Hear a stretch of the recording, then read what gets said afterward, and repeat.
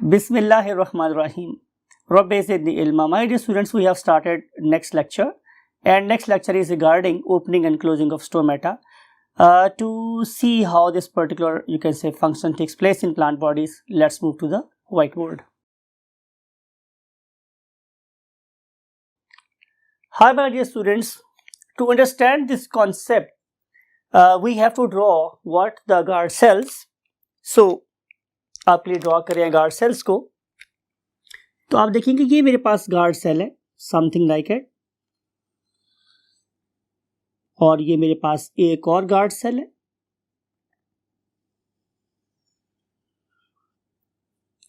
इस particular guard cells की हम लोगों ने कुछ यूनिक फीचर स्टडी किए थे. उनमें से पहला फीचर मेरे पास ये था, माय डियर स्टूडेंट्स, कि ये particular cells unlike other cells of epidermis do not have plasmodesmata. तो पहला पॉइंट अब लिखते हैं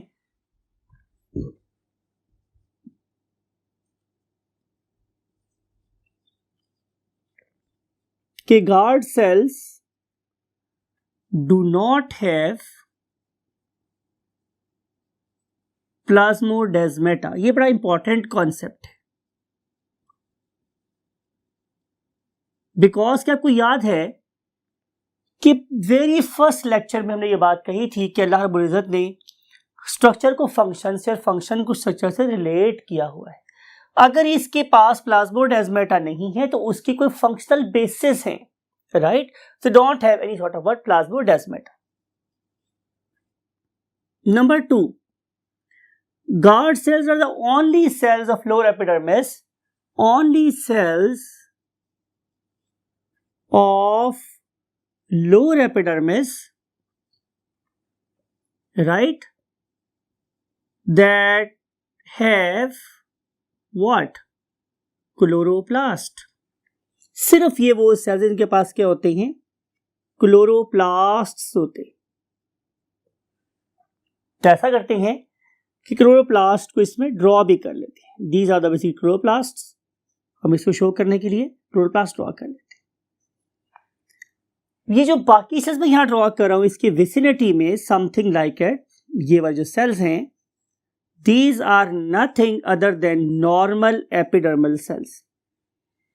and if you look at the normal epidermal cells, तो they have plasmodesmata between them, something like it. One plasmodesmata is lying, for example, between this cell and this cell, somewhere here. And one plasmodesmata is lying somewhere here. One plasmodesmata is lying somewhere here. So there are too many plasmodesmata. But in case of the guard cell, there is no plasmodesmata. Another important thing, कि अगर आप इस particular guard cells की inner wall को देखें, inner wall को, तो it is much more thick as compare to the outer wall. तो ये जो वॉल है ये बहुत ज्यादा थिक है एज कंपेयर टू किसके? बाहर वाली. Look at this, something like it. So compare thickness of this wall with this wall. अब ये वाले स्टोमेटा बेसिकली अपने डायमीटर को कम भी कर सकते हैं और ज्यादा भी कर सकते हैं. सवाल ये है कि ये अपने डायमीटर को कैसे कंट्रोल करते हैं. ये बात आपको बहुत पहले से पता है कि डे टाइम में, अगर हम डे की बात करें हैं, तो डे टाइम पे स्टोमेटा आर वाइड ओपन, ये काफी ज्यादा खुले हो जाते. लेकिन जब रात होगी, at night, this particular stomata और स्टोमा, दे आर क्लोज्ड और नियरली क्लोज्ड, राइट? ये दिन में खुल कैसे जाते हैं और रात को बंद कैसे हो जाते हैं, इसको बेसिकली हमने एड्रेस करना है इस लेक्चर में. इसके लिए हमारे पास दो थ्योरीज हैं. उनमें से पहली थ्योरी को हम नाम कहते हैं स्टार्च शुगर थ्योरी.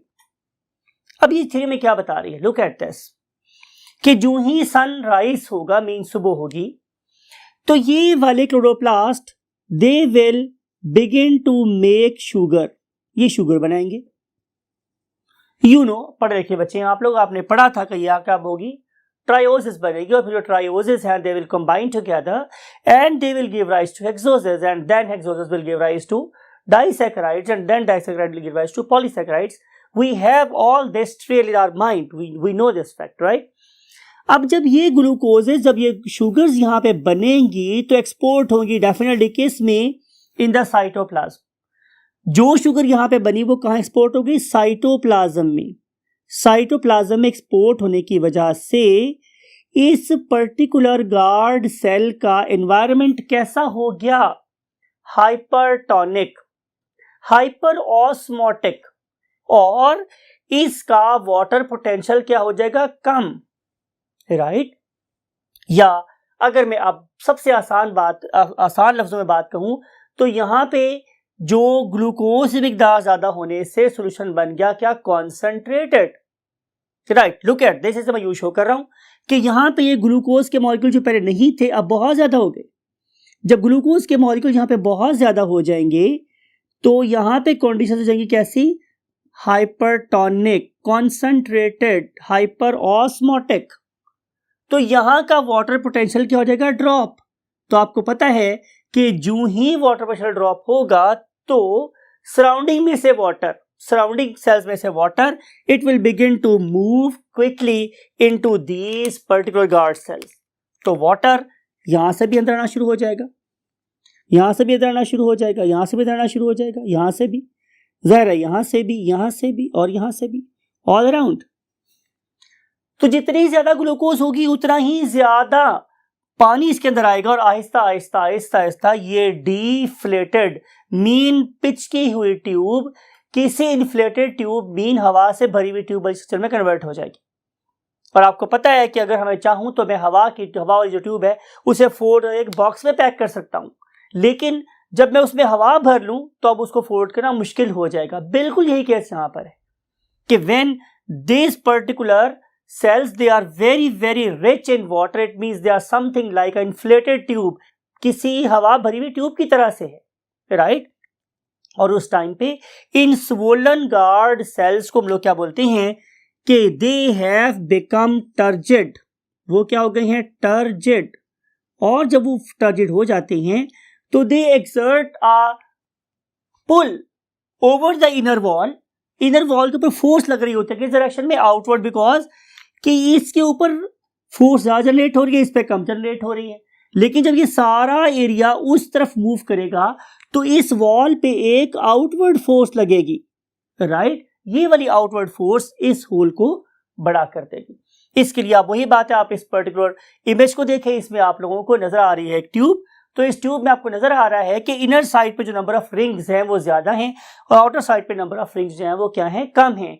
लेकिन इसकी आउटवर्ड लगने वाली फोर्स ही बेसिकली इसके इनर लूमेन को क्या करती जा रही है? बड़ा करती चली जा रही है। तो ये आउटवर्ड फोर्स जो पानी लगाता है ऑन द थिन वॉल्स, ये वाली वॉल कौन सी? थिन वाली। इन थिन वॉल पे जो फोर्स लगाता है वो इवेंचुअली फोर्स किस पे लग रही होती है? इनर वॉल्स पे। और इनर वॉल्स जब साइड पे मूव करेगी तो स्टोमेटा क्या हो जाएगा? बड़ा हो जाएगा, राइट? अब बात करते हैं what happen at night. Night में क्या होगा? हम नाइट की बात करें, ये तो हमने सनराइज की बात करी थी, अब नाइट टाइम पे क्या हो रहा है? नाइट टाइम पे स्टूडेंट्स ये है कि there is no more sunlight. अब सनलाइट मेरे पास है ही नहीं। जब सनलाइट मेरे पास नहीं होगी तो फर्दर फॉर्मेशन ऑफ शुगर्स और स्टार्च और डाइसैकराइड, मोनोसैकराइड नहीं होगी। रिजल्ट में क्या होगा माय डियर स्टूडेंट्स कि export of glucose will be retarded, will be slower down. अब आहिस्ता आहिस्ता जो ग्लूकोज पहले से बना हुआ था वो साइडों पे मूव कर जाएगा। ग्लूकोज तो बाहर निकलता जा रहा है, बाहर निकलता जा रहा है, बाहर निकलता जा रहा है स्लोली स्लोली, लेकिन यह ग्लूकोज नहीं बन रहा। रिजल्ट में क्या होगा कि इस गार्ड सेल के अंदर ग्लूकोज की कंसंट्रेशन ड्रॉप होती चली जाएगी, right? Low look at this कि अब कितना कम ग्लूकोज रह गया इसके अंदर। वो ग्लूकोज कहां चला गया? जाहिर है वो ग्लूकोज एक्टिव ट्रांसपोर्ट के थ्रू नेबरिंग सेल्स में चला गया। अब रिजल्ट क्या होगा? अब नेबरिंग सेल्स का वाटर पोटेंशियल कम हो जाएगा। जब नेबरिंग सेल्स का साइड डब्ल्यू ड्रॉप होगा तो फिर वाटर गार्ड सेल्स में से निकल के साइडों वाले सेल में आ जाएगा। मींस जो प्रोसेस डे टाइम पे हुआ था उसका उलट प्रोसेस होगा और अब ये वाले सेल्स में किसी हवा खारिज की हुई ट्यूब की तरह की सिचुएशन डेवलप हो जाएगी कि मैंने उस पर्टिकुलर ट्यूब का वेल्व ओपन कर दिया, वो क्लैप्स हो गई, राइट। जब पानी इन पर्टिकुलर गार्ड सेल से निकल जाएगा, राइट, तो वो वाली फोर्स जो इन वॉल्स को बाहर की तरफ खींचे हुई थी वो क्या होगी, नलिफाई। तो ये वॉल्स दोबारा से क्या आ जाएंगी, करीब आ जाएंगी, और ये करीब आ जाने की वजह से नाइट टाइम पे ऑलमोस्ट जो होल है वो क्या हो जाएगा, बंद हो जाएगा, समथिंग लाइक इट। तो when there is no turgor pressure inside, जब टर्गर प्रेशर नहीं होगा, जब वाटर यहां पे नहीं रहेगा, तो जाहिर है वो वाली फोर्स उसे खोल के रखती थी वो भी क्या हो जाएगी, गायब हो जाएगी। और उसके गायब हो जाने की वजह से डेफिनेटली क्या होगा माय डियर स्टूडेंट्स, ये सुराख बंद हो जाएगा। सो कंक्लूड ये कर रहे हैं कि सुबह के टाइम पे स्टार्च या शुगर्स की बढ़ती हुई मिकदार पानी को अंदर ले आती है, और जब हमारे पास सन सेट हो जाता है तो ग्लूकोज की निकलती हुई मिकदार इसमें से पानी को अपने साथ ले जाती है। जब पानी इसके अंदर होगा तो cells will become turgid, stomata will become wide open, और जब रात के वक्त पानी यहां से निकल जाएगा stomata will become what, stomata will become flaccid. Night time पे क्या हो जाते हैं, फ्लैसिड, ठीक है। So there is no more water, अब मेरे पास नो मोर वाटर, और जब मेरे पास नो मोर वाटर तो देयर इज क्लोज्ड स्टोमेटा, तो मेरे पास स्टोमेटा कैसे हो जाएंगे, क्लोज्ड हो जाएंगे।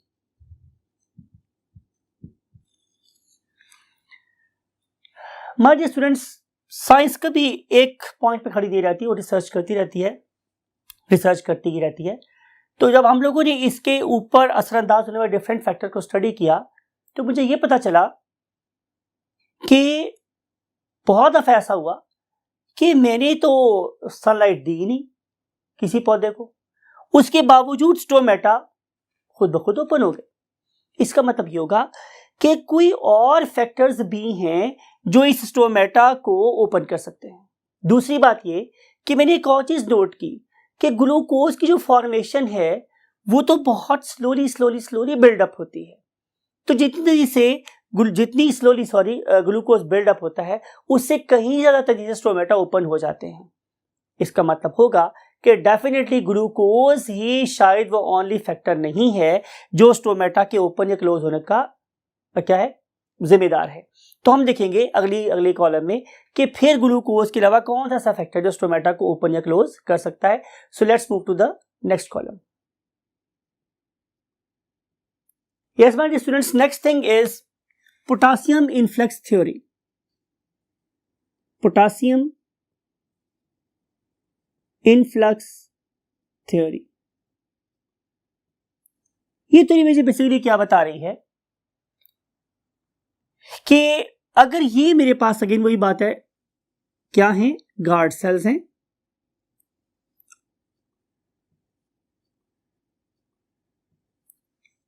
और ये कौन से सेल्स हैं, एपिडर्मल सेल्स हैं। कौन सी एपिडर्मिस के, लोअर एपिडर्मिस के, और इन लोअर एपिडर्मिस के सेल्स में एक बड़ी इंपॉर्टेंट चीज पाई जाती है and that very thing is called as potassium ions, K ions, right. अब इन पर्टिकुलर के आयंस का बहुत अहम रोल है इन opening and closing of stomata. Look at this, again हम बात शुरू कर रहे हैं सनराइज से, यानी कि ये सनराइज की बात हो रही है, या एक मैं वर्ड आप लोगों की नजर कर रहा हूं वो है what, the biological clock, right.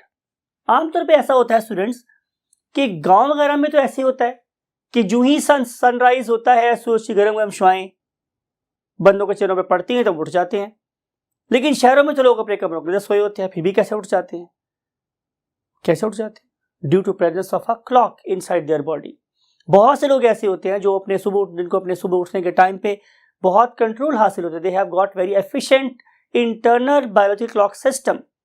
उस टाइम पे वो उठ जाएंगे और उठ के अपनी फजर की नमाज भी पढ़ेंगे, और अगर चाहें तो उससे पहले ताजुद की नमाज भी पढ़ सकते हैं। लेकिन हम बात कर रहे हैं प्लांट्स की, तो प्लांट्स के केस में भी ऐसा ही होता है कि they have got their internal clock system, and that very internal biological clock is going to trigger means start करना किसको, influx of potassium ions, how, very rapidly, quickly into the guard cells. तो क्या होगा कि जो potassium ions है वो बहुत तेजी से इसके अंदर की तरफ मूव करेंगे। जब पोटासियम आयंस इन साइडों वाले सेल्स से अंदर की तरफ मूव करेंगे तो जाहिर है इस पर्टिकुलर गार्ड सेल्स में पोटासियम आयन की कॉन्सेंट्रेशन बहुत ज़्यादा बढ़ जाएगी। तो यू नो वेरी वेल कि जो ही के आयंस बहुत ज़्यादा होंगे तो इस पर्टिकुलर सेल का वाटर पोटेंशियल कम हो जाएगा, ऑस्मोटिक पोटेंशियल बढ़ जाएगा, कंडीशंस हो जाएंगी हाइपरटोनिक।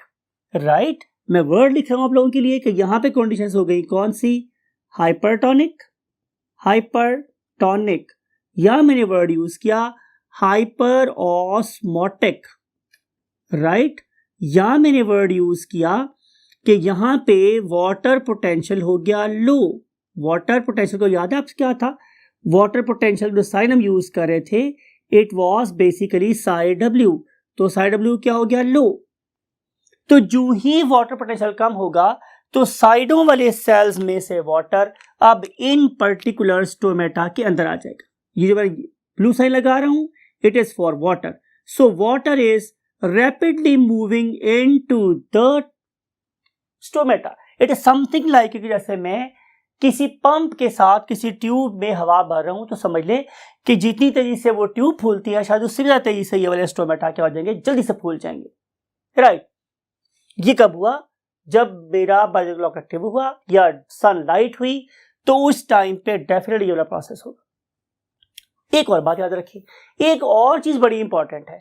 वो चीज क्या है जिसे हम बोलते हैं स्टिमुलेंट, कि स्टोमेटा को ओपन करने वाली कौन सी चीज है। तो उसके लिए हम आंसर दे रहे हैं कॉन्सेंट्रेशन ऑफ CO2। फिर है मेरे पास presence of blue light. Right, ये दो बड़े बड़े इंपॉर्टेंट फैक्टर हैं कि जो स्टोमेटा की ओपनिंग क्लोजिंग को गवर्न कर सकते हैं। तो डे टाइम पे आप लोगों ने देखा कि जो ही सनलाइट हमारे पास क्या होगी, इंक्रीज होगी, तो हमारे CO2 की कॉन्सेंट्रेशन कम होना शुरू होगी। तो decrease concentration of CO2 will stimulate what, the influx of potassium ions. तो इस लिहाज से जैसे हमारे रेस्पिरेशन में CO2 क्या था, एक स्टिमुलेंट था। राइट, कि आपको पता है जब एक्सरसाइज शुरू करता हूँ, भागना शुरू करता हूँ तो मेरे मसल में CO2 बिल्ड स्टार्ट होती है। This particular CO2 basically increases my ventilation rate, increases my pumping rate. Same is the case here कि जब इस पर्टिकुलर केस में CO2 की कॉन्सेंट्रेशन कम होगी तो इसका मतलब है कि प्लांट ने फोटोसिंथेसिस स्टार्ट कर दी है। तो ये स्टिमुलेंट होगा पोटासियम आयंस के इन्फ्लक्स का और उसके रिजल्ट में पोटासियम आयंस मूव करेंगे अंदर, कंडीशंस होंगी हाइपरटोनिक और वाटर मूव करेगा inward. Cells will become what, turgid. और आपको पता है कि जब ये वाले गार्ड सेल्स टर्जिड होंगे तो as a result stomata will become open. तो स्टोमेटा क्या हो जाएंगे, ओपन। अब हम बात करते हैं कि ये क्लोज कैसे होते हैं। अब हम इसकी लेफ्ट साइड यूज कर रहे हैं कि जब होगी हमारे पास फॉर एग्जांपल नाइट, तो नाइट के टाइम पे क्या होगा, night we may write it with black. रात को क्या हो रहा है मेरे पास स्टूडेंट्स, रात के टाइम पे नो ब्लू लाइट, मेरे पास ब्लू लाइट है ही नहीं। राइट, फिर इस पर्टिकुलर प्लांट बॉडी के अंदर पाए जाने वाले ओन क्लॉक, ये भी एक फैक्टर होता है। और ये दोनों की दोनों चीजें बेसिकली क्या कर रही हैं कि ये CO2 की प्रोडक्शन को इंक्रीज करवा रही हैं। They are basically increasing production of CO2। भाई वो प्रोडक्शन ऑफ CO2 कैसे इंक्रीज हो गई, क्यों, क्या वो फोटोसिंथेसिस नहीं हो रही, तो plant is basically carrying out it's normal respiration, so CO2 concentration will increase. इस CO2 के इंक्रीज होने का मतलब ये है कि now it is a time of outflux of potassium, not a time for influx, it is a time of outflux of potassium. तो जब मेरे पास पोटासियम आयंस बाहर मूव कर जाएंगे तो इंटरनल एनवायरनमेंट कैसा हो जाएगा, internal environment will become hypotonic और हाइपोऑस्मोटिक, और इसलिए हम यूज करते हैं it will gain water potential, it will gain word psi W, mean to say कि अब यहां पे पोटासियम आयन के बाहर निकल जाने की वजह से वाटर पोटेंशियल ज्यादा हो जाएगा। वाटर पोटेंशियल ज्यादा हो जाएगा किससे, सराउंडिंग वाले सेल से, तो अब रात के वक्त क्या होगा कि वो वाटर जो टाइम पे अंदर गया था वो यहां से बाहर निकलना शुरू हो जाएगा। So water will begin to come out. तो जिधर गईयां बेड़ियां उधर गए मल्ला, ये एक पंजाबी का मुहावरा है कि जिस तरफ किश्तियां जाती हैं तूफान में वगैरह में, तो मल्ला भी उसके साथ साथ ही जाते हैं। ऐसा नहीं किश्तियां तरफ जा रही हूँ, मल्ला उस तरफ किसी तरफ जा रहे हो। तो जिस तरफ सोल्यूट जाएगा, जिस तरफ पोटासियम मूव करेगा, उसी तरफ वाटर मूव कर जाएगा, राइट। तो जब यहां से वाटर भी निकल गया, पोटासियम भी निकल गया, तो इसका मतलब ये हुआ कि किसी ट्यूब में से हवा निकल गई है। तो कंडीशन कैसी हो जाएगी मेरे पास? Condition will become flaccid. हमारा जो स्टोमेटा है they will become flaccid. And what will happen to stomata? तो आंसर इज के stomata will appear as close, right. तो ये है सबसे ज्यादा वाइडली एक्सेप्टेड थ्योरी। अब इस पर्टिकुलर प्रोसेस को, mean opening and closing of stomata को गवर्न करने वाले कौन कौन से फैक्टर्स हैं, means factors affecting opening and closing of stomata, उसको हम डिस्कस करेंगे आप लोगों के साथ in you can say lecture number 10। और आई होप कि you will see over there about what the factors. और फैक्टर्स तक मैं चाहूँगा आप लोगों से इजाज़त, और आप लोगों से मुलाकात होगी इंशाल्लाह कल एक नई लेक्चर के साथ। Take very good care of yourself and your great parents. अल्लाह हाफिज़।